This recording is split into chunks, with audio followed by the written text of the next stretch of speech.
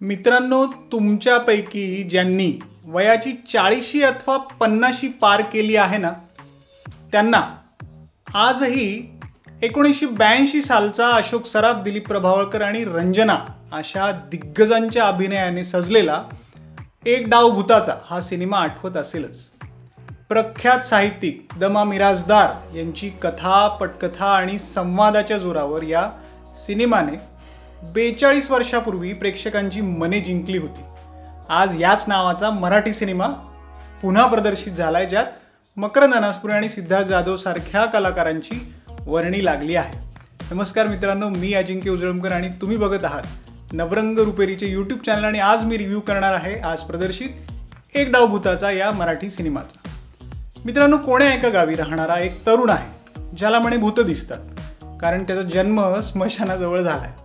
म्हणून हा तरुण त्या गावातील अतृप्त भटकते आत्म्यांच्या इच्छा पूर्ण करून देण्याचं काम करीत असतो. मग एके दिवशी कोण्या एका गावातून अचानक त्याच्या गावी एक तरुणी येते आणि या दोघांचं सूत जुळतं.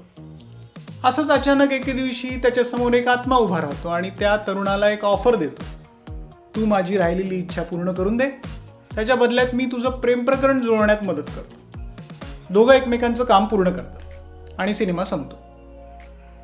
मित्रांनो, तुम्हाला वाटेल काय हा पोरकटपणा आहे किंवा काय बाळबोध पद्धतीने मी हे सांगतोय, पण जे आहे ते असंच आहे, म्हणून मी सांगितलं सुद्धा तसंच आहे, अगदी पोरकट किंवा बाळबोधपणे. कथेतला तो तरुण म्हणजे सिद्धार्थ जाधव, तो आत्मा म्हणजे मकरंद अनासपुरे आणि तरुणाचं जिच्यावर प्रेम आहे ती म्हणजे मयुरी देशमुख. मित्रांनो, इथे एक मला कथाकार, दिग्दर्शक संदीप नवरे आणि त्यांच्यासोबत लेखनात सहभागी असलेले सुधीर निकम यांना एक प्रश्न विचारायचा आहे. अहो, तुम्ही लोक कुठल्या दशकात जगत आहात? नाही म्हणजे इतका पोरकटपणा 80-90च्या दशकात प्रेक्षक घ्यायचे एखाद्या वेळेस खपवून. बरं, कथेत कवडीचं नाविन्य नाही, त्याला दिलेली ट्रीटमेंट तर त्याहूनही आउटडेटेड. ना त्यात काही ट्विस्ट ना टर्न्स. पुढे काय होणार हे अगदी शाळकरी मुलगा सुद्धा सांगू शकेल इतकं बाळबोध त्या कथेचं नॅरेशन आहे, सांगण्याची पद्धत आहे. विनोद निर्मितीसाठी ओळख असलेले दोन प्रमुख कलाकारांच्या कडून कवडीची विनोद निर्मिती झालेली नाही. मकरंद आणि सिद्धार्थने मुळात हा सिनेमा स्वीकारलाच कसा याचं उत्तर बहुधा कधीच मिळणार नाही. 2.5 तासांची लांबी आहे सिनेमाची आणि 1 मिनिट सुद्धा करमणूक होत नाही.